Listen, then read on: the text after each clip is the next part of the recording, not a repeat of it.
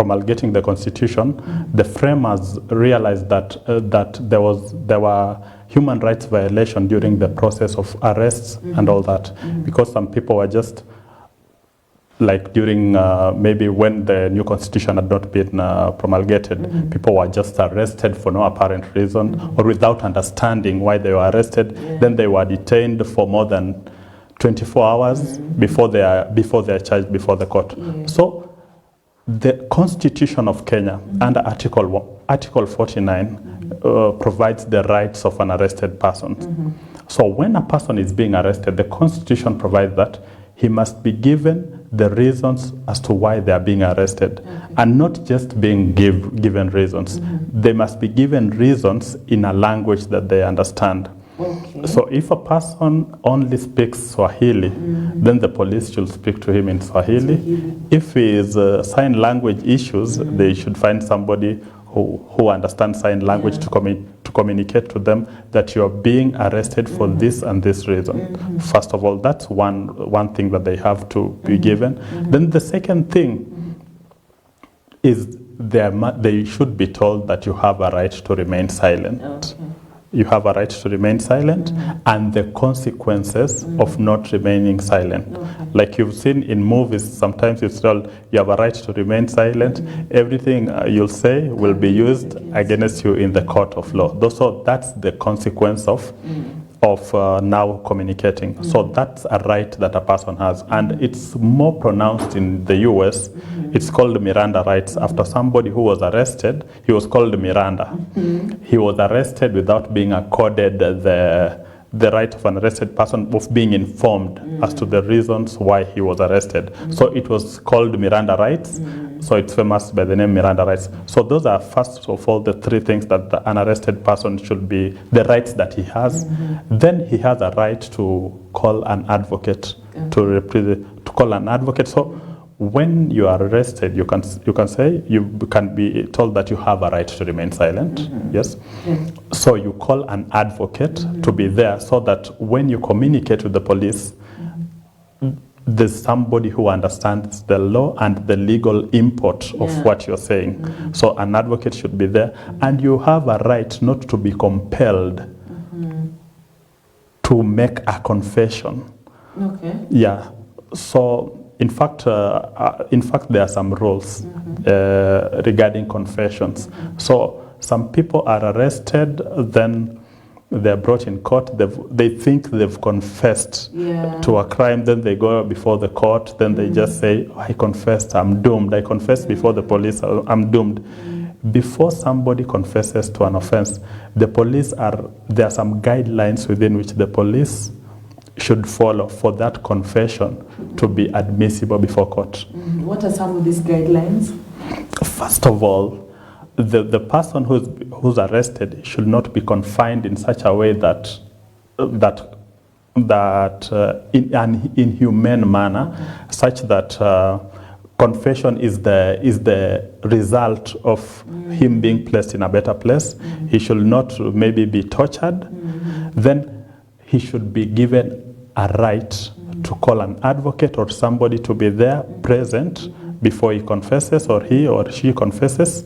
Then he has a right. That confession must be in writing. Must be in writing, and the confession is not only recorded by any police officer. It must be recorded by a person who has a rank of an inspector. That's a person that any confession that is recorded by a sergeant, corporal, or just a constable is not admissible before court. Wow, that's amazing. So let me give a case in point of instances that we've seen, especially here in our country, Kenya. Sometimes you'd be walking along the road, especially for our boy children or the boy child. You'd be walking along the road and somebody will just come and handcuff you. They'd handcuff you to themselves, like one end of the handcuff to your arm and the other one to his own arm. And you'd be handcuffed and you'd be walking around the CBD, for instance, or around the Kariobangi roundabout. I've seen it happening. What happens then? You were not told you were under arrest. You were just walking and shoot there and then you just got a cup. That's something. When you look at Kenya, the Miranda rights are not well pronounced in terms of its application. It seems the police do not honor it and they don't appreciate it. Some police officers, some are very gentle, but some police officers do not appreciate the import, the effect of not. They do not realize that this is a new dispensation and that this is. And it's constitutional underpinning. So they just arrest people for no apparent reasons, and some people are arrested for loitering without any apparent reasons or having no reasons why you're loitering. You know, for somebody to arrest you for that, he must have an ability to know, to read your mind, to know that you don't have a reason why you're loitering. So some of those arrests are unconstitutional, and when somebody takes to court, they can be quashed, such arrests. Is there a law against loitering, quote unquote? No, it's been declared unconstitutional. It cannot meet the legal master. It cannot meet the legal master because you cannot read somebody's mind. So that was a law that was, in fact, it has its origin during the colonial times when people were confined to certain districts so that you could not move from one place to another because you're working maybe for Mzungu. So you are restricted to a certain path. So it has some colonial past, so it doesn't have a place in the new dispensation in Kenya. Okay, so what should one do the moment they are arrested like that? Once somebody arrests you, either reading or not reading the Miranda rights, what should be your first step? And even as you answer that, also tell us, am I free to refuse arrest? No, you're first of all, when somebody is arrested, sometimes it's challenging because of maybe some of our police officers needs more training and all that, and also there are some people need to bring cases so that the procedure, so that the police can be educated as to how they can effect an arrest and all that, because there hasn't been any cases that have been brought against police for such cases or for such instances, and then you find that most people who are at the wrong end of the police are people from vulnerable communities, people without any means to access justice and all that, so their rights are violated. But in essence, the law protects them against such an arrest, and if they go to court, they can find reprieve if they move to court. But now that's an area where maybe we need some, the criminal justice system needs some fine-tuning. It's more about the policymakers to just educate people about the legal import of such things, so that maybe the vulnerable people their rights cannot be violated. Okay, especially those with the dreadlocks. Exactly.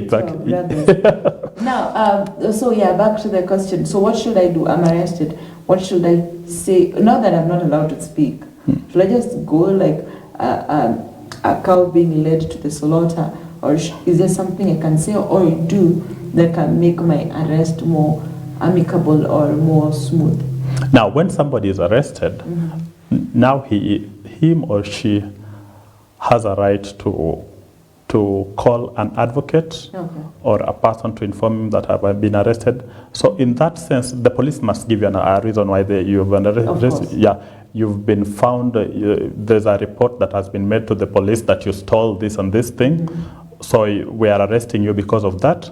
We are just arresting you to conduct investigations and all that. Then if you found that the investigation did not point to you, then you'll be released. So when that is made, you should avoid making confession or arguing and all that. The police have a right to arrest you. So when you go to the police station, you can call your advocate. You can call your advocate or somebody, you call them and inform them that I've been arrested.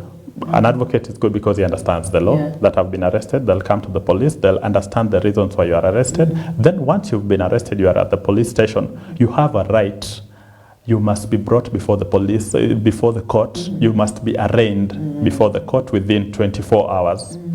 Unless you are arrested during a public holiday or on Friday when the court doesn't sit. So it's so bad when you are arrested Easter, so you'll have to spend more than 4 days in prison. So once you've been arrested, you call your advocate, inform them that you've been arrested. So when you are arraigned before court, they'll understand why you've been arrested. Then they will ask for bail, lenient bail terms for you. Then under the statements showing why, the charge sheet and the statements against you showing why you've been arrested and all that, so that they can marshal their defense of your case. Well, if you're watching us, this is EBN TV, and we're discussing the rights of an arrested person, as well as other given out forms of correction, especially in the penal code. Now, back to questions. I would love to understand. Okay, now I've been arrested already. Yeah. Must I spend the 3-4 days in jail just because I cannot be taken to court at that day? Is it not possible for the police to let me go, and then they will come for me when they can take me to court? That's a very important question, and very necessary in this case, especially for most people who are arrested. Yes. So the police have a right to give you bond. Yes. Based on the severity of the offense or the seriousness of the offense. So if it's this, like maybe drinking in then this misdemeanors. So such offenses, they can just give you a bond of 10,000. Then they tell you must report to the police before this and this date. So once you are arrested, your advocate, or you can ask the police.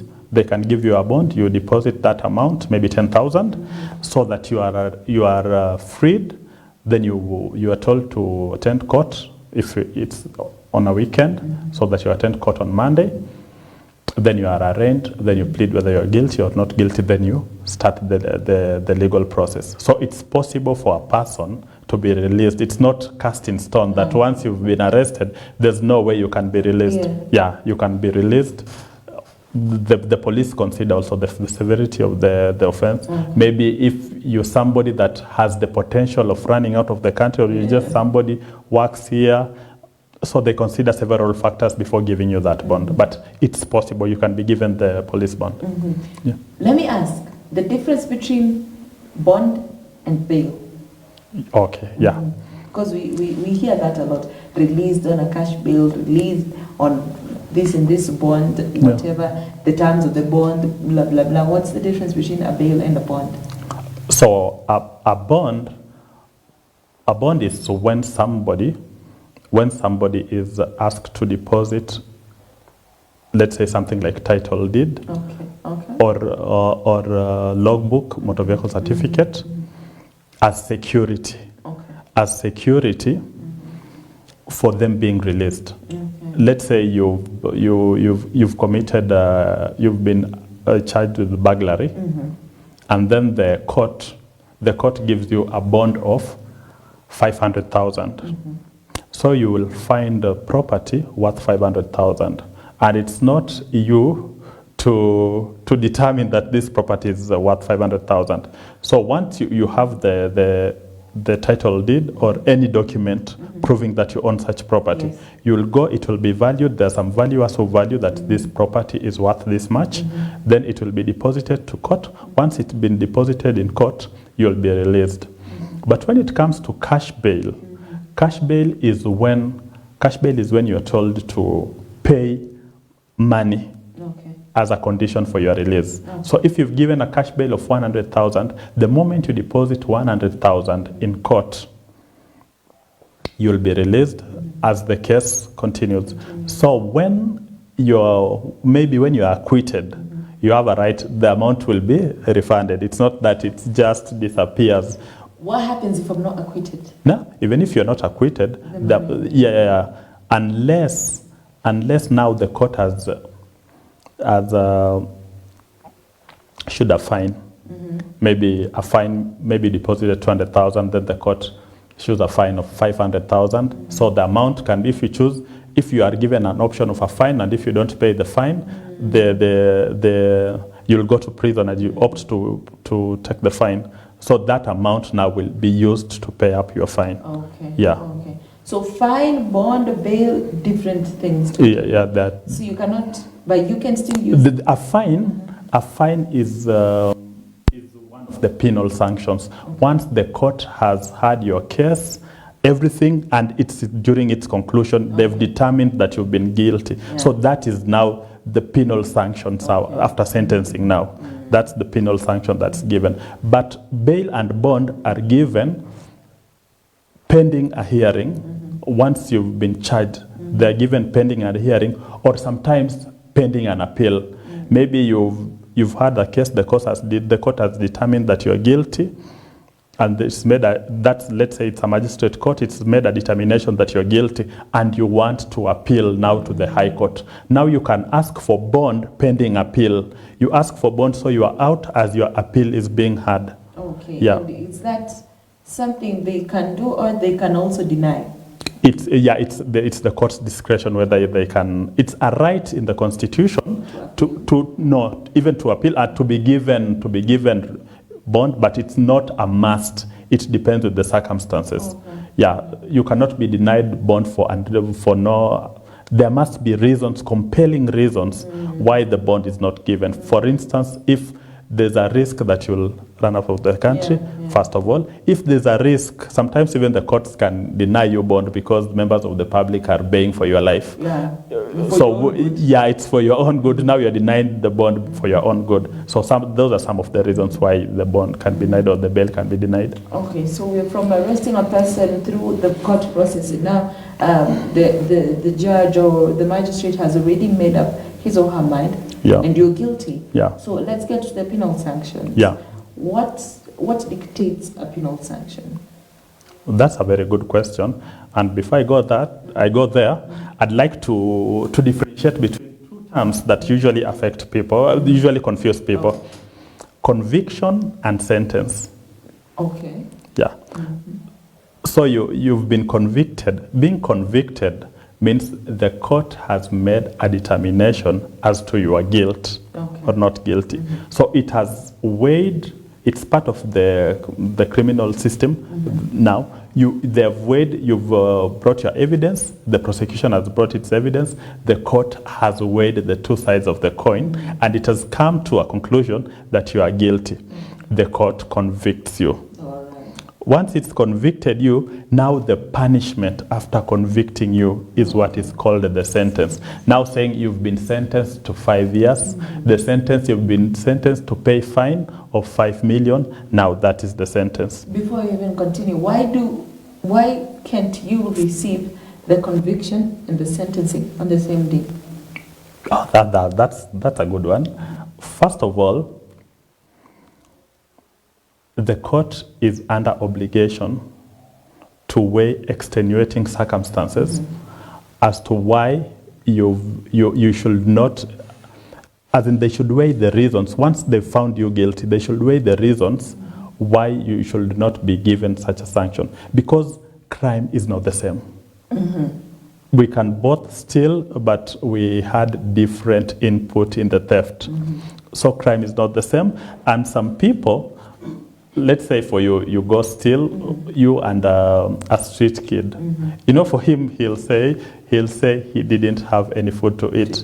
So the punishment that you'll be given, as opposed to him, will be different because there's a reason why he committed the crime. So Section 216 and 389 of the Criminal Procedure Code provides that the court may hear the evidence by the accused person as to why a certain sentence should not be meted to them, because maybe they say that this person will be given this sentence if he is found guilty. So the court should understand the reasons. Should understand the reasons to weigh why you committed the crime before making the sentence. That's why they don't happen together. The court finds you guilty.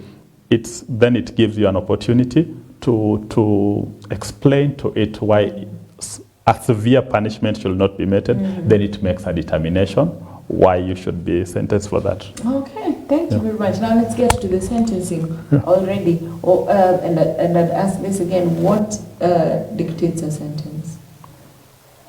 What dictates a sentence? Yes, what dictates a sentence? How do they come up? Yes, you've said the court has to listen and weigh all that, but what determines how much of a sentence someone is given? Okay. So to answer that question, we will first look at objectives of sentencing. Okay. Now, objectives of sentencing include retribution. Mm-hmm. Retribution is like revenge, not per se, but it's close to that, an eye for an eye. Like you've made somebody suffer pain, now you are being you will suffer the same. Mm-hmm. Another one is deterrence. Mm-hmm. It is meant to deter you from, to stop you, to make you afraid of committing the same offense again. Another one is restorative justice, to bring people together. It's not that once that because you've been involved maybe with your family or a person who was a complainant, that there should be animosity. Mm-hmm. So it's meant to bring that. Mm-hmm. Then another one is incapacitation. Mm-hmm.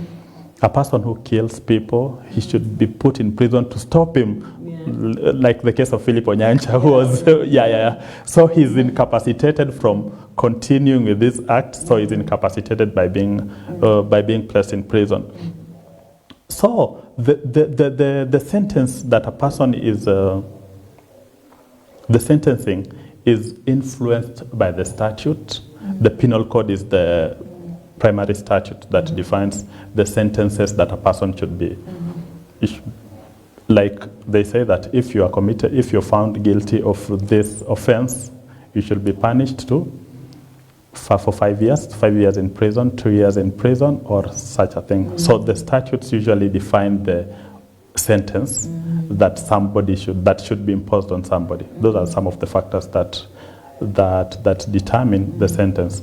But then Kenya is evolving. Like the Constitution, there are some cases, there are some sentences, for like, let's say for an offense like murder, the penal code says that if you are found guilty of murder, there should be a death sentence. Okay. Yeah, and I was coming there. Yeah, okay. Okay, that they should be as a death sentence. Okay. But then there was this case that the Supreme Court ruled.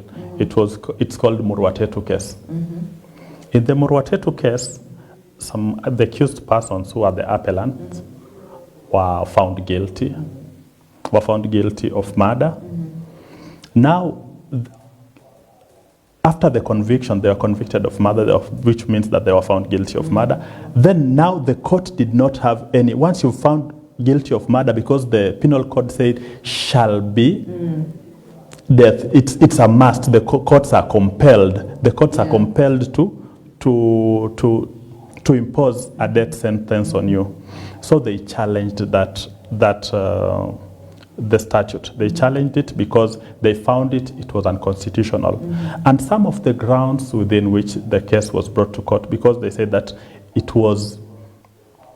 did not afford them a fair hearing, because they made an argument that crimes are not the same, and people do not have equal involvement in a crime. Yes. Those are some of the reasonings. Then the second reasoning they made was that the decision or the act that says that you shall be found guilty of this, it's like the parliament which makes the law, now the penal code. It's like they are the ones who are determining the sentence. It is removing the court from that judicial mind, from putting its mind to a specific case and analyzing it and coming to a determination that, hey, you murdered, but there were some reasons. Probably somebody stole your land, somebody took your land forcefully, you've gone to court, maybe. Yeah, so sometimes now with criminal, if you react immediately, that's manslaughter. But if you sat down and premeditated, then you kill them, now that will be murder. But you see, that's a different situation with somebody who just decided I'll murder somebody without any reasons. So that shows that crimes are not the same. Yes. They are different levels. So those were some of the reasons within which they came to court. Then the court agreed with them and say imposing a death sentence, not death sentence, like a mandatory sentence. There's a difference between a death sentence and a mandatory sentence.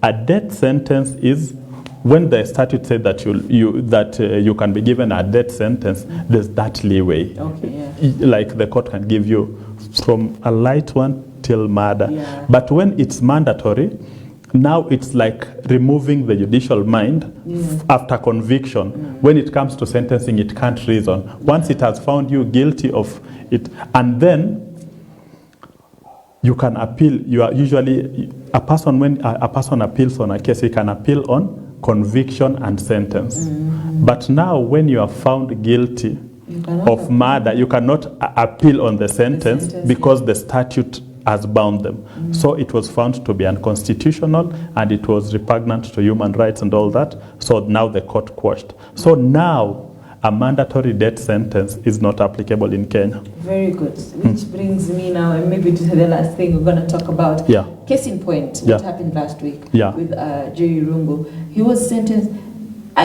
Personally, as a human and in my fields, like the way Lady Justice Grace Nzioka put it, suffer death. Yeah. And to me it sounds like you're going to, like we're going damnation. To your nails, you're going to feel the pain, then we go to your toenails, and then we're going to cut you into pieces till you suffer death. You know, that's what it means. Yes. Well, would you just help us understand what it means by suffering death? Because since 1987, according to the research that I've done, that was when the last person really got the death sentence. Yes. So what does it mean right now when somebody is accused and is convicted and found guilty and then sentenced to suffer death? Okay. Now the penal code, according to Kenyan law,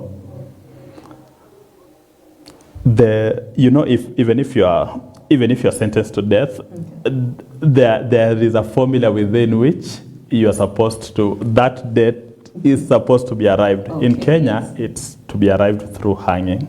Yes. Yeah. But in essence, the last person to be sentenced to death was Ochuka. Yes. Because Ochuka, for treason, he is the last person to be sentenced to death. And now there have been questions regarding now Lady Justice Grace Nzioka's decision. People have, they read in the newspapers that death sentence is not applicable in Kenya. Then they hear Lady Justice Grace Nzioka suffer death. So there's been some confusion there. But what the Murwatetu's case stated was that mandatory death sentence. Like if Lady Justice Grace Nzioka was given, she had no other decision. She could not reach any other sentence. She could not meet any other sentence rather than death. Now that would have been unconstitutional. But now this Lady Justice Nzioka's decision meant that she had a right. She could have imposed 3 years based on the Murwatetu's case. She could have imposed 30 years, 40 years, 50 years, but then she analyzed the case and decided that it's a death sentence based on the evidence.